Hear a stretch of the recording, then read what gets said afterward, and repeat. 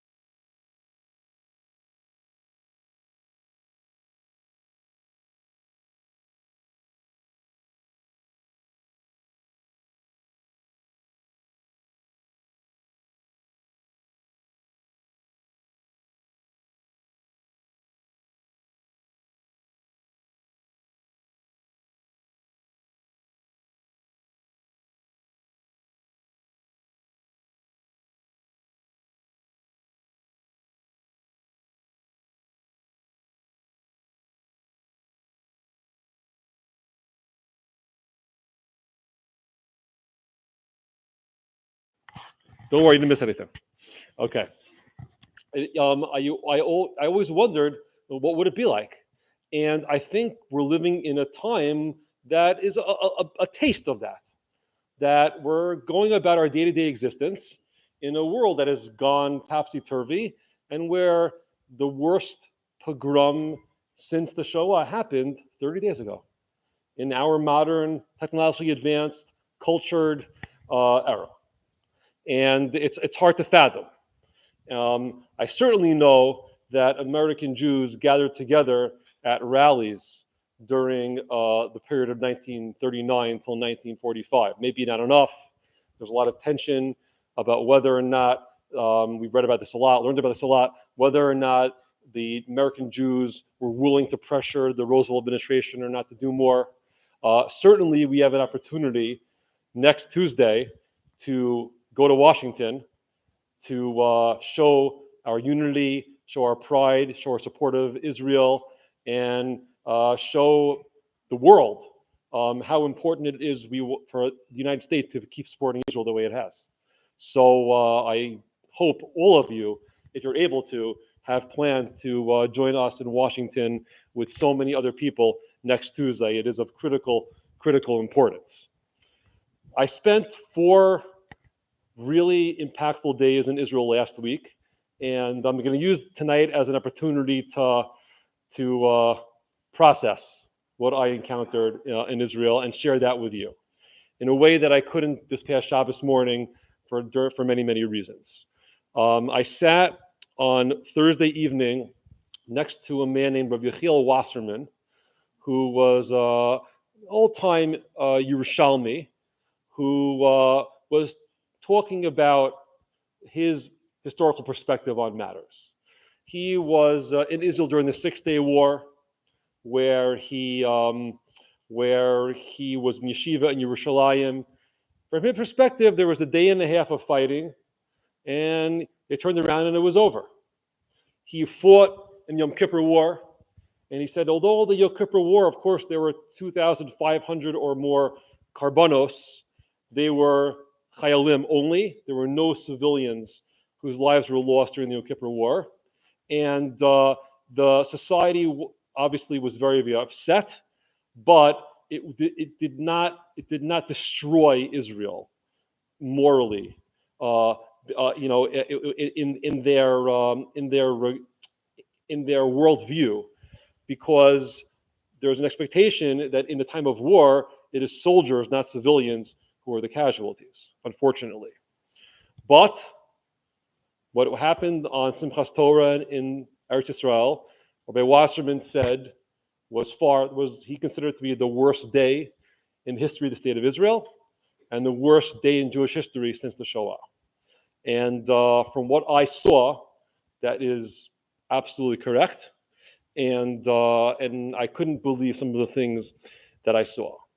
This is the week, of course, where we're going to observe the anniversary of Kristallnacht. I think it's on Thursday. Kristallnacht. It's ancient history, right? But no, it's not ancient history. The anti-Semitic forces are at work all over the world again. It's such a horrible irony. People have said that, yes, there's Holocaust denial, but in the age of social media, in the age of internet, no one can ever deny certain massacres took place when the evidence is right before us.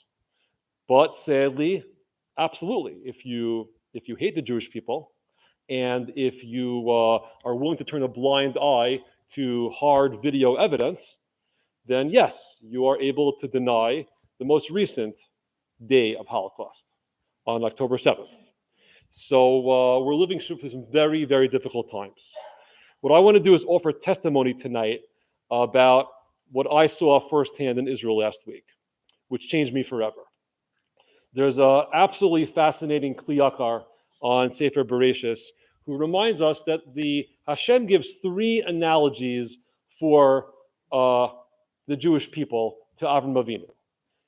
Hashem promises Avram Avinu that his descendants would be ka'afar haaretz, like the dust of the earth, and also that there'll be like the chol al sfas hayam, the sand on the seashore, and also, of course, kechochvei hashamayim larov, they'll be like the stars in heaven. All three obviously mean Avram will have many, many descendants. But the Kli Yakar analyzes what is the deeper meaning of these three very different metaphors. The Kli Yakar says that throughout Jewish history, Hashem is telling Avraham, your children will either be like afar, chol, or kochavim. They'll be like dust, like sand, or like stars. When things are going right, when the Jewish people are in their moments of glory, that's when we are like like the stars in the heaven. And that's the ideal. That's when our behavior is correct. That's when we are rewarded for our actions. That's when the world can see and value what we offer it. However, much of the time we're like kechol, we're like the sand. And the Kli Yakar explains as follows: the waves of the ocean lap up onto the shore and they attack it relentlessly, high tide, low tide. The water is always attacking the sand and always attacking the sand. It's never at rest. It's a dynamic of the process of the tides. Nevertheless, the sand remains the sand. Only in rare occurrences does the sea invade dry land and dominate it. But in general, the chol means, when the Jewish people are like chol, it means that we are facing enemies and we're able to defend ourselves from it. Not a time of peace, not a time of dominance, but a time where the Jewish people are cognizant of the threats out there and able to handle them. And then, unfortunately, there are the times that we are kafar haaretz. We're like the dust of the earth, which means we are trampled upon, in which we are shamed, and we're embarrassed, and we're lowly. And indeed, I believe it is fair to say that a month ago today was a day of the Jews being kafar haaretz, where we were caught, and every single person in Israel of every stripe and every type we spoke to all feel a deep sense of shame and embarrassment over what happened, because they feel that we let our guard down. We feel that we spent the months prior to Simchas Torah tearing each other up, eating each other alive, infighting, demonstrations, vilifying each other, and that caused the enemy to leap at the opportunity to pounce upon us. And it was a moment where we were like kafara aretz. And within 30 days, we're still feeling that sense of being afara aretz.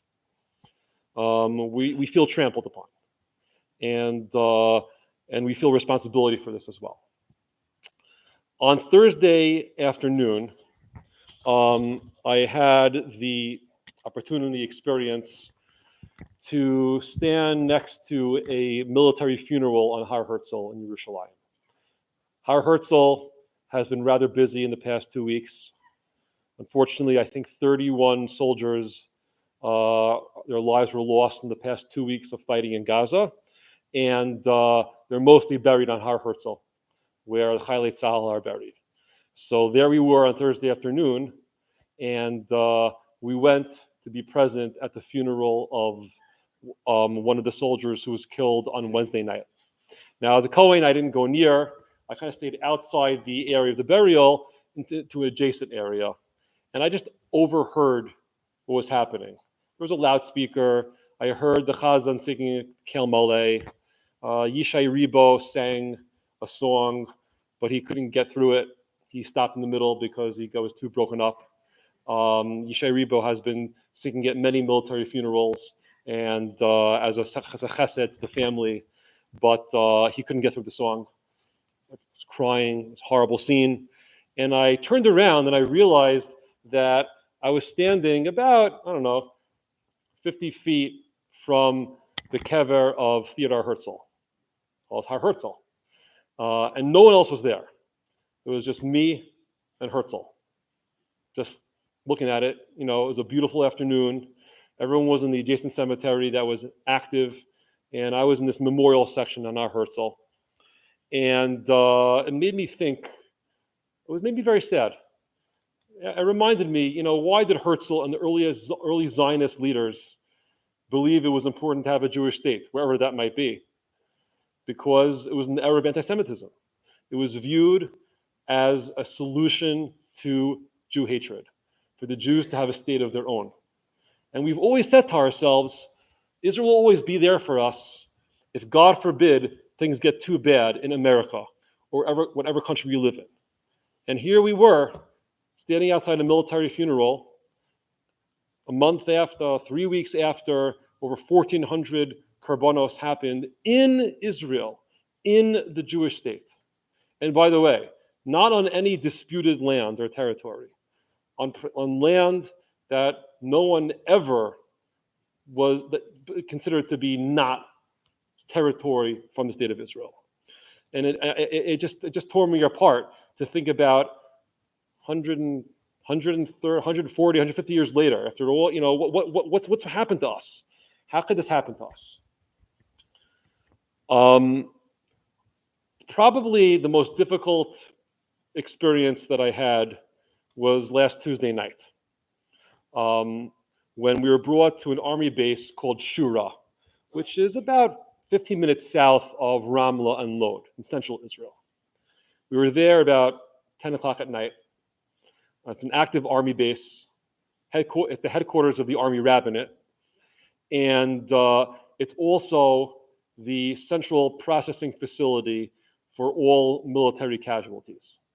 That any soldier whose life is lost in a battle is brought to Shura for a tahara, and within 24 hours, burial eventually at Har Herzl. And that's what this facility is for. And however, it was used because of the sheer number of murdered people on October 7th, it was used for civilians as well. This is, typically there are MCI experts, multiple casualty incident people in Israel, teams that are ready to go in situations of earthquakes or building collapses, and that's when they're activated. But here they were activated because of massacres, pogroms, terror attacks, and this base was completely overwhelmed. We spoke to the soldiers who were supervising this horrific process. And they explained to us that starting on the afternoon of October 7th, the bodies were not coming like in regular trucks or regular military vehicles or hearses. There simply was no space in those. The bodies from the October 7th massacres in all the kibbutzim around Gaza were arriving in Tenuva dairy trucks.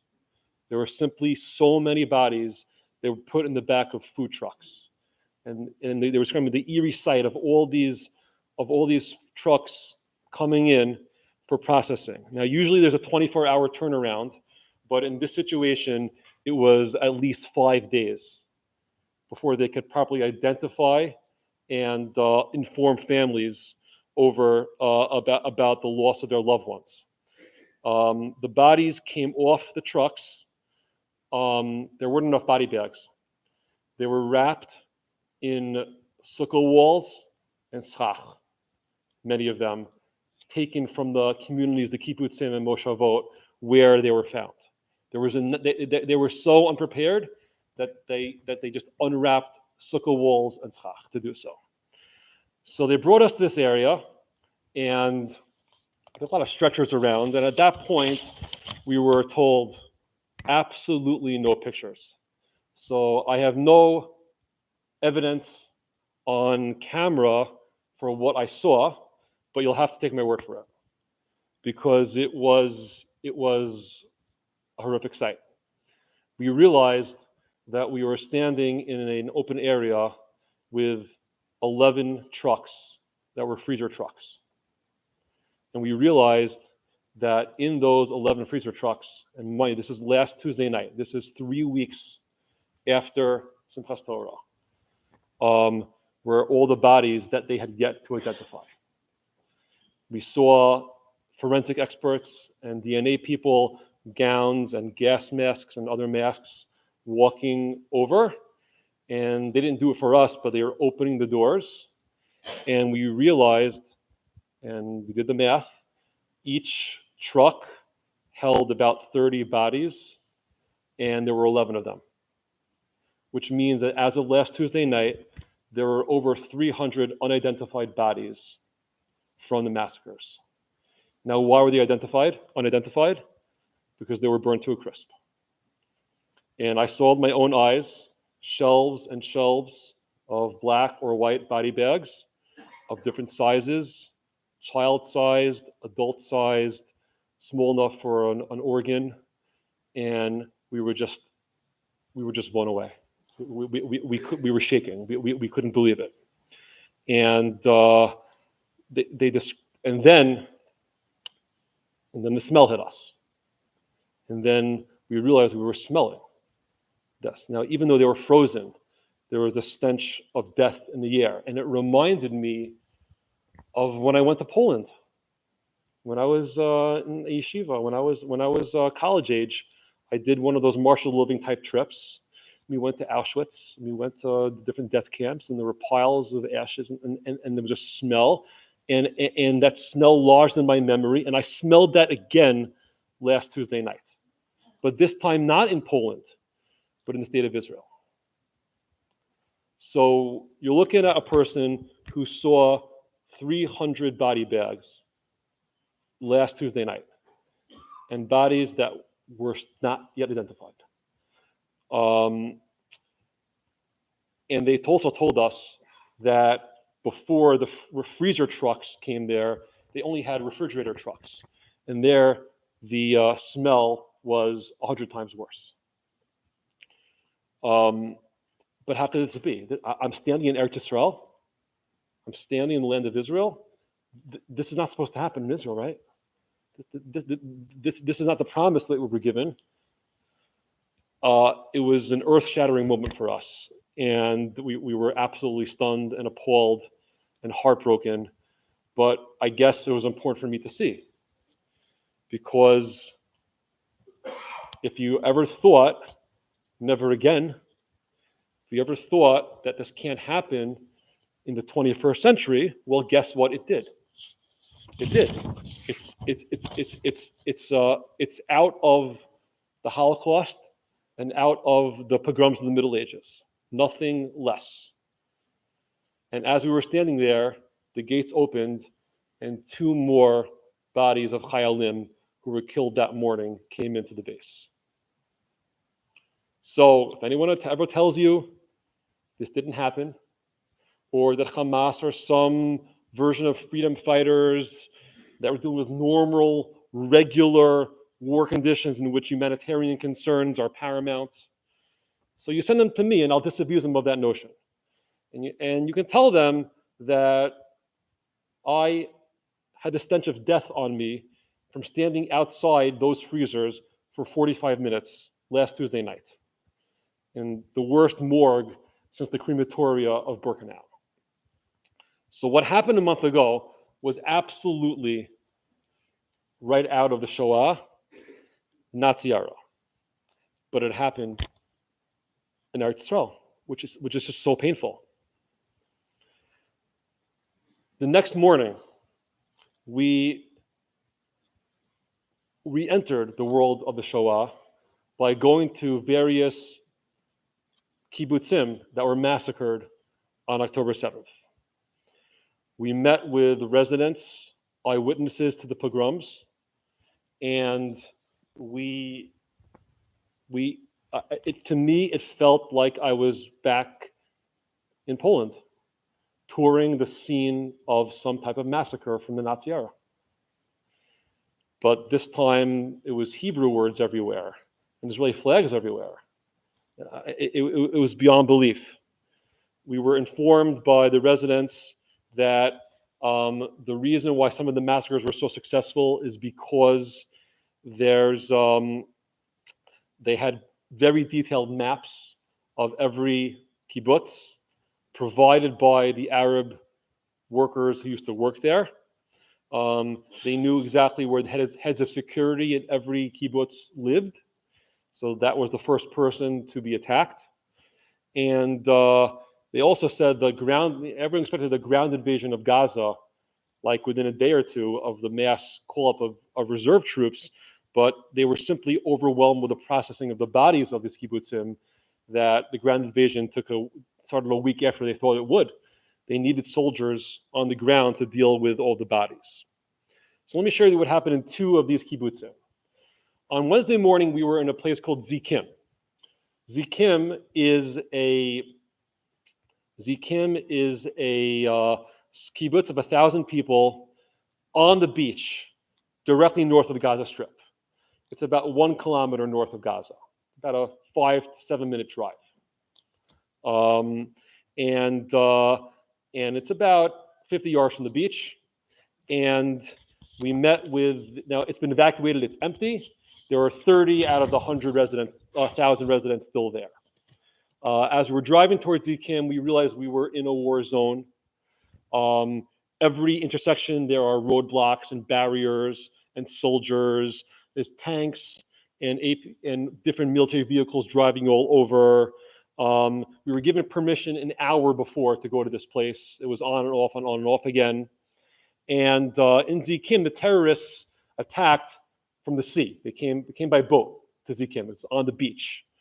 However, they were not successful. They did not infiltrate, and no one in Zikim died that day. Why is that? Because their internal security team, like 5 or 10 guys who are ex-military, thought there might be an issue. When they heard all of the rocket attacks that morning, they realized something was amiss.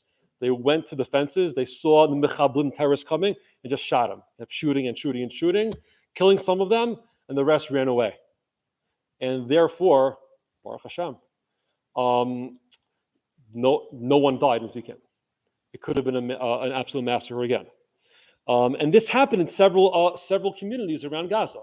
Not in every community was there a massacre, because the residents were able to fend off the terrorists. However, these 30 remaining people were very, very afraid that who's going to come back to this place? No one died here, but who's going to come back? It's so traumatic to come back to this place where this attack happened. Who could feel safe here? This is a very secular kibbutz, and they don't have religious ties to the land. It's their house, not their homeland. And they don't have this religious reason to make it, to return there. So they might never come back. And the residents were lamenting this. One of them was a farmer. It's a very agricultural area, and he lamented. He said every day he would drive to the Erez crossing, pick up his Arab workers from Gaza, drive them 10 minutes to his farm. They would work all day, drive him back at night. He would take good care of his workers, and they were, he cared for them deeply. And I asked him, where are they now? Like, where are they? He said to me, they're all dead. Why are they all dead? Because Hamas killed them. Because they were anti-Hamas, and Hamas took them out. How do you know this? I spoke to their families. Hamas went around and killed anyone who didn't support them. So therefore, all my workers were killed by Hamas.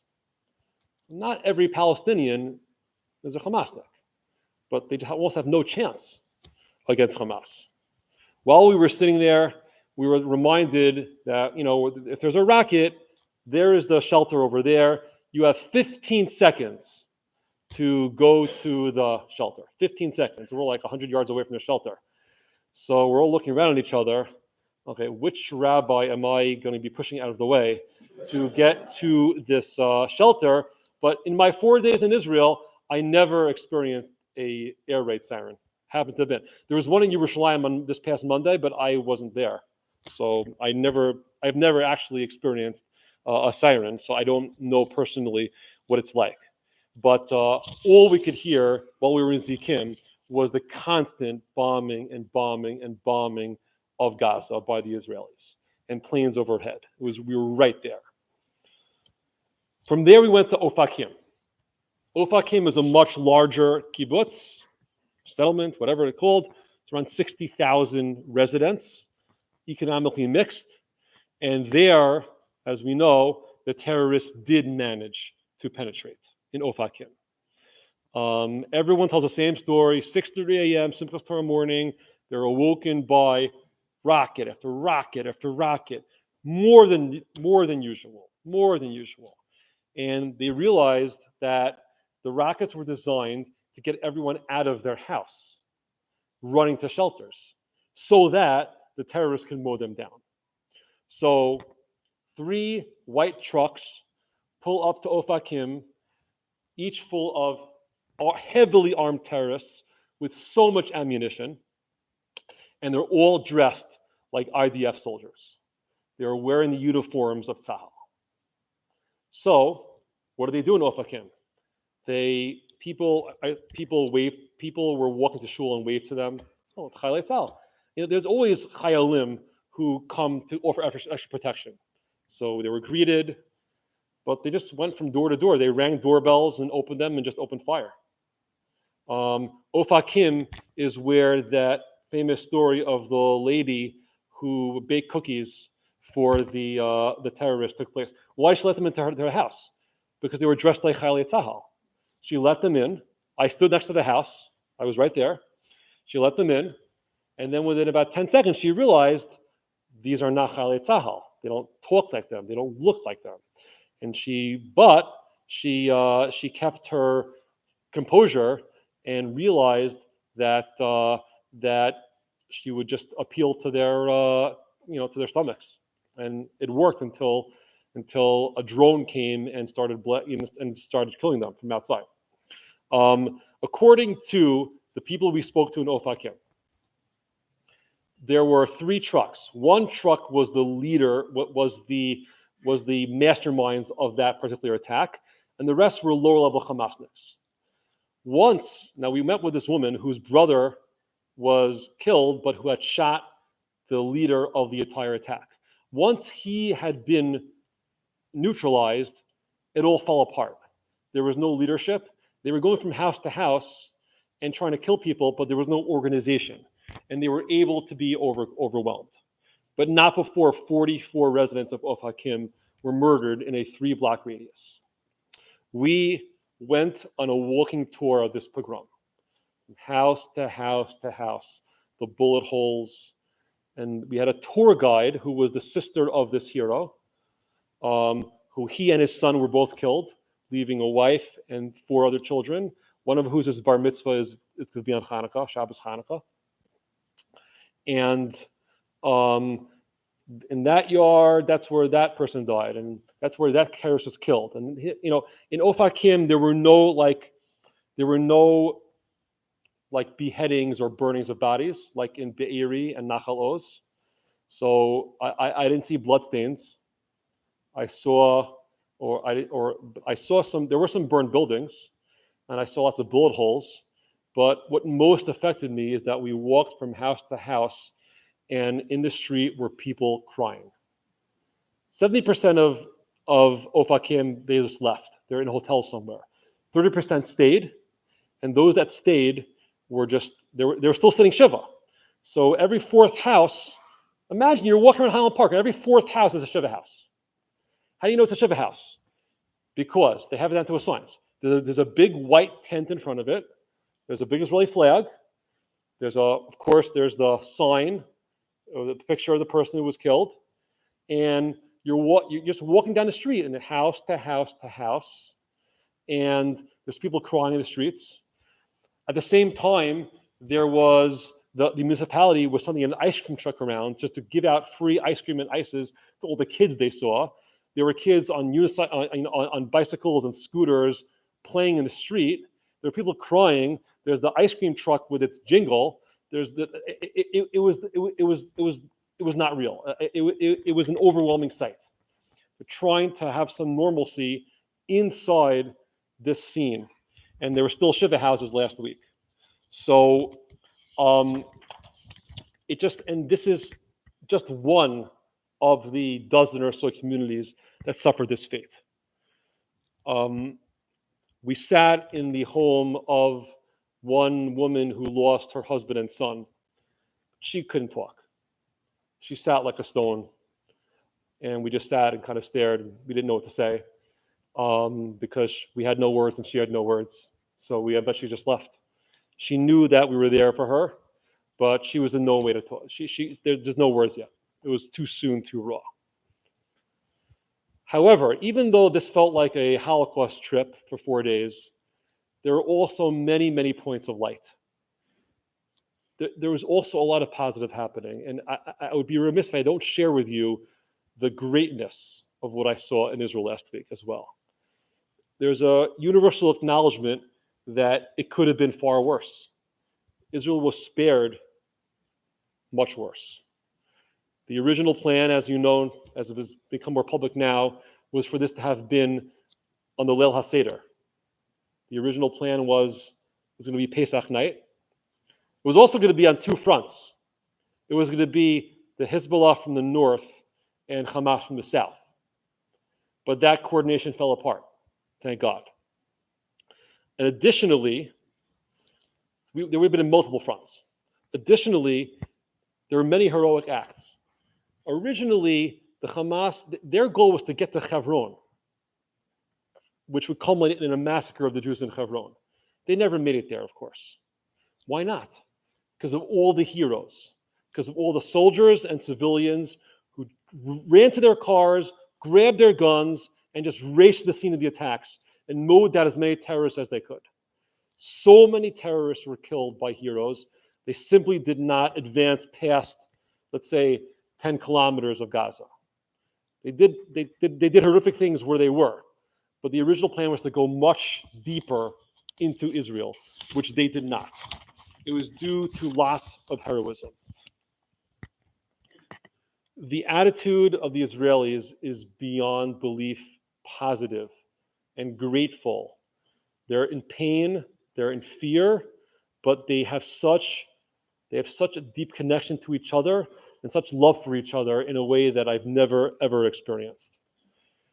And groups that used to be adversarial are now warmly embracing each other.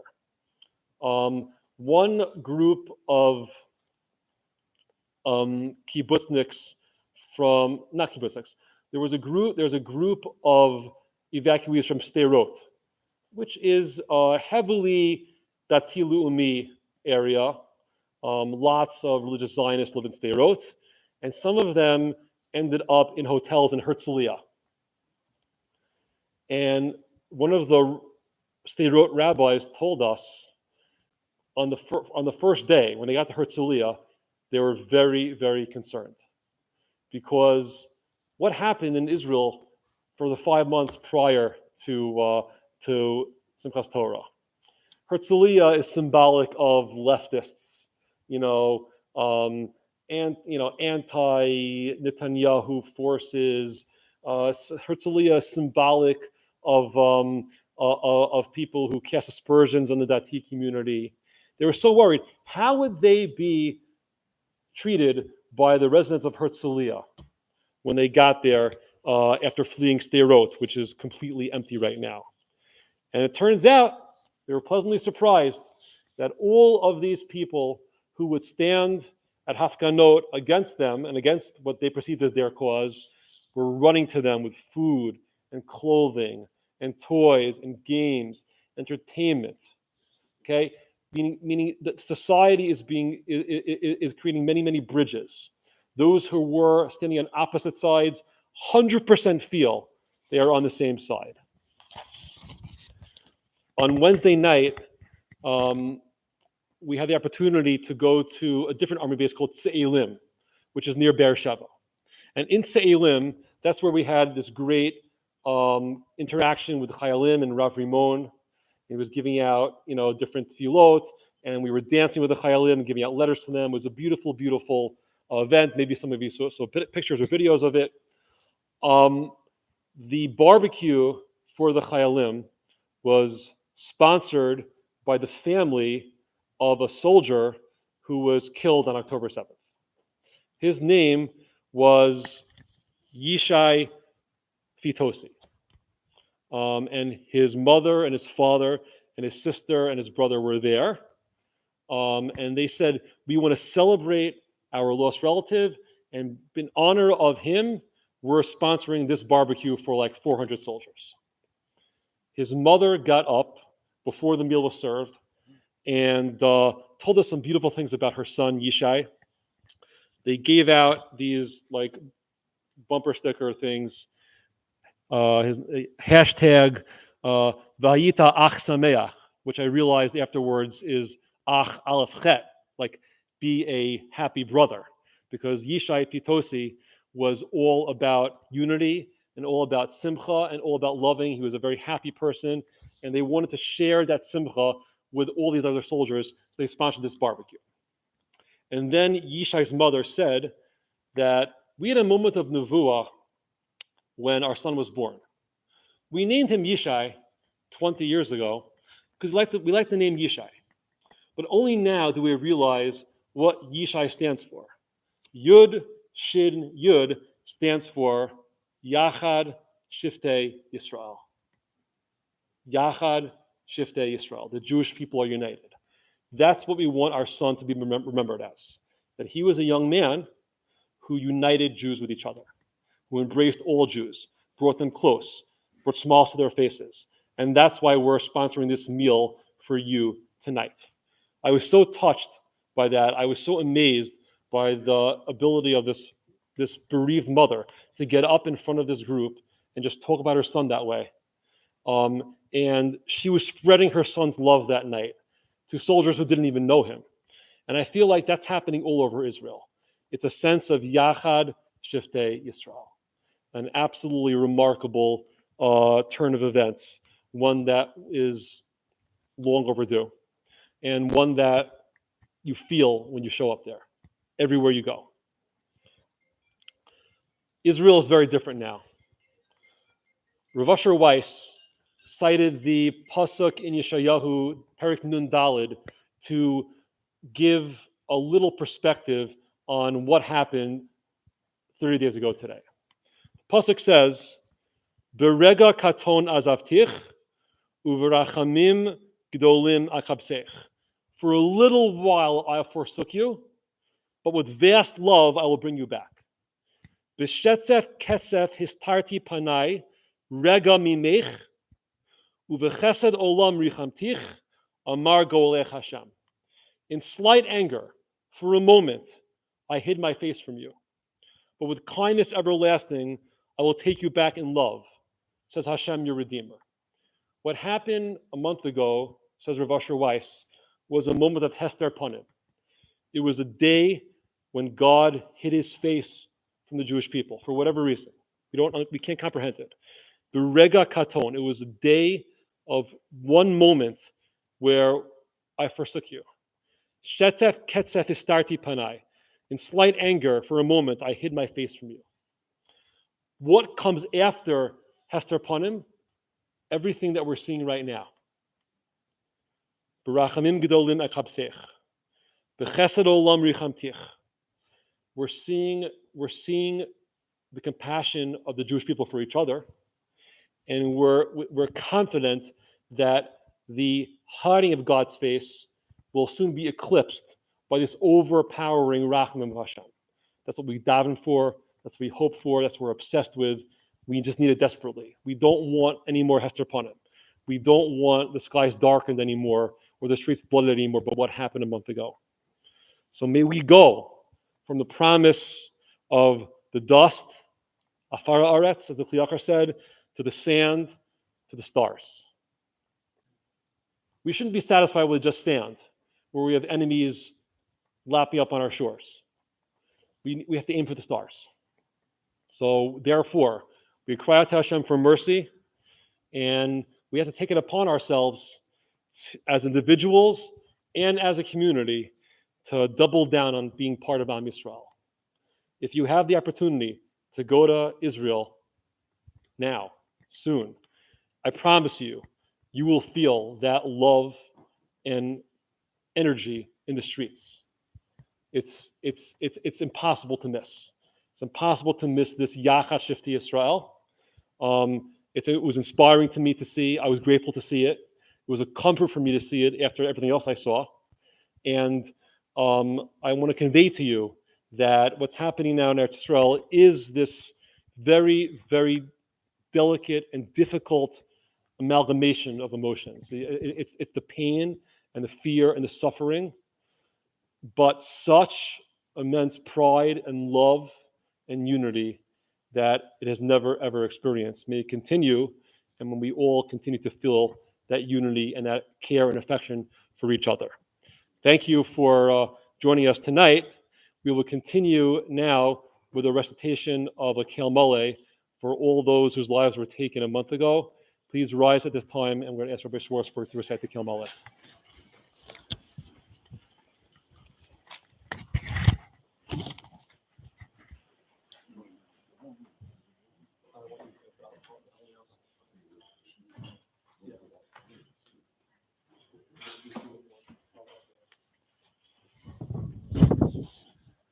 El Molei Rachamim Shochein Bamromim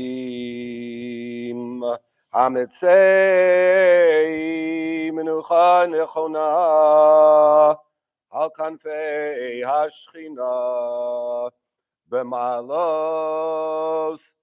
Kedoshim Uteorim Kezor Kiyamazirim Es nishmos kol hakadoshim shenirtzachu b'rachavei Eretz Yisrael b'drachim ub'ashvakim b'yeshuvim u'be'arim b'hagana u'b'mishmar b'neihem niarim uzkenim taf enoshim horim al yaldeihem Balim im nishosehem, moirim v'salmidehem, shenehergu v'mitos mishunos v'achzarios, ba'esh v'cheru v'askilu v'asreifa, v'yiriyot mehamarav, u'v'viguei tofes,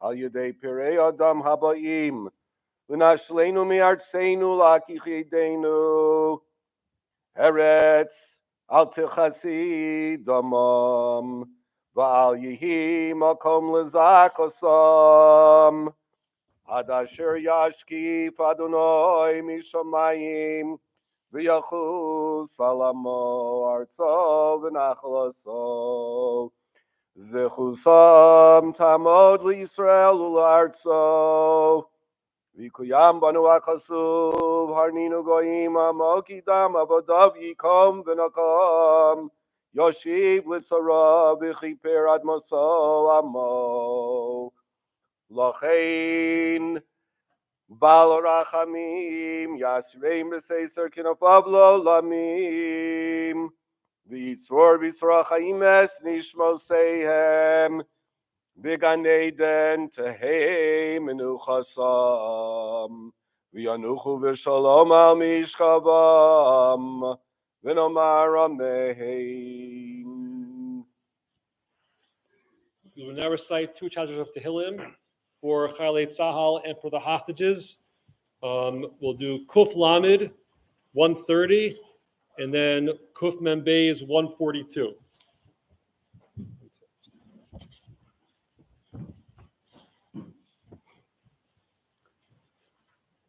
Shir hamalos mima amakim krosicha Adonai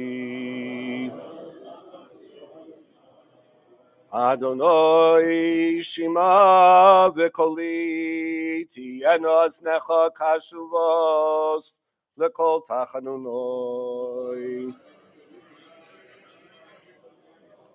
Im avonos tishmor ya Adonai mi amo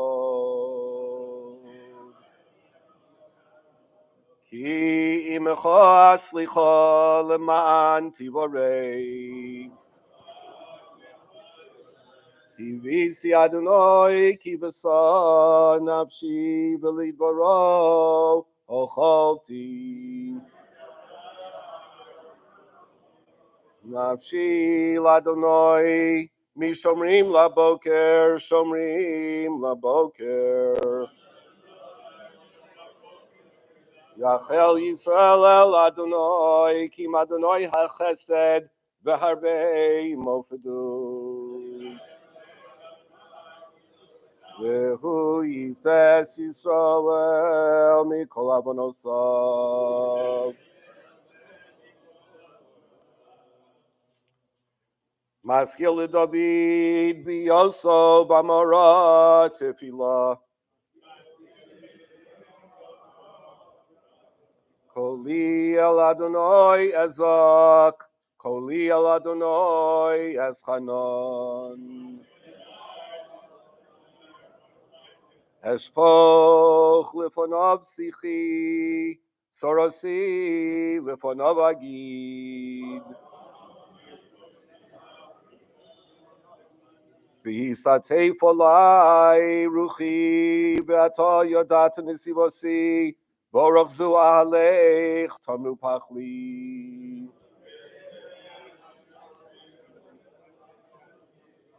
Habeit yamin urebein li makir avad manos mimeni ein doresh l'nafshi. Sa'ati elecha Adonai, amarti ata machsi chelki beretz hachayim.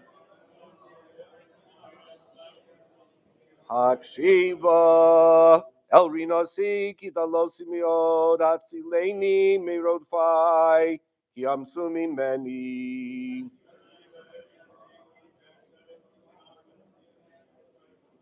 Hotzia mimasker nafshi lo dosa shemecha biyachsiru tzadikim ki sigmol alai.